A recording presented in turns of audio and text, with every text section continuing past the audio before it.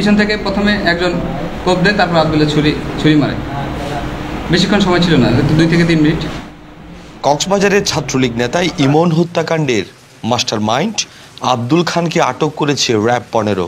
রবিবার ভোরে টেকনাফ থেকে তাকে আটক করা হয়। র্যাব জানায় 2 মাস আগে থেকে ইমনকে হত্যার জন্য একটি চাপাতি ও ছুরি সংগ্রহ করে আব্দুল্লাহ খান অবশেষে গত 21 জুলাই রাত 10টায় 3 সহযোগীকে সাথে নিয়ে হত্যাকাণ্ডটি সংগঠিত করে এবং ইমনের মোটরসাইকেল নিয়ে টেকনাফে পালিয়ে যায়। সেখান থেকে রোববার ভোরে গোপন সংবাদের ভিত্তিতে তাকে আটক করা হয়। সে ইমনকে মারার জন্য একটা টিপ ছুরি এবং একটা চাপাতি সে সংগ্রহ করে প্রায় 2 থেকে 3 মাস আগে সংগ্রহ করেছিল।